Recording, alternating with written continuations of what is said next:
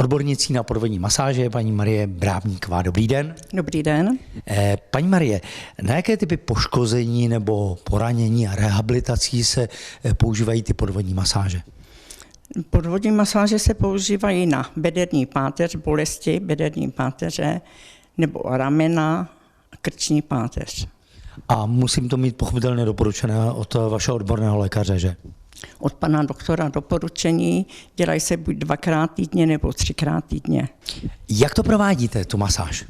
Pacient si vleze do vany, já vezmu hadici, pustím si tam sílu teda těch trysek, aby nebyla moc silná, zeptám se pacienta, jestli ho to neštípe, no a masíruju tu část těla, kterou mu napsal pan doktor.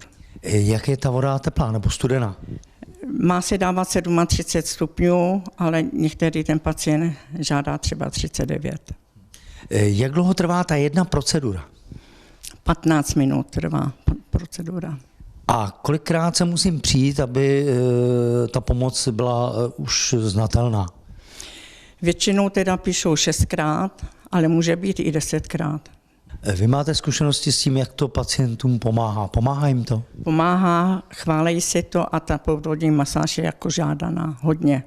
Je to nejlepší snad procedura, říkají. Navíc takovou kvalifikovanou a příjemnou obsluhou. Já vám děkuji za rozhovor. Prosím. Po absolvování podvodní masáže je patrné výrazné uvolnění svalstva, doprovázené mírnou únavou. Dochází k prokrvení pokožky a podpoře lymfatického systému. Relativně vysoká teplota vody ve spojení s masáží přináší úlevu od bolesti pohybového aparátu a zvyšuje pohyblivost kloubů. Samozřejmě nelze opominout také relaxační účinek.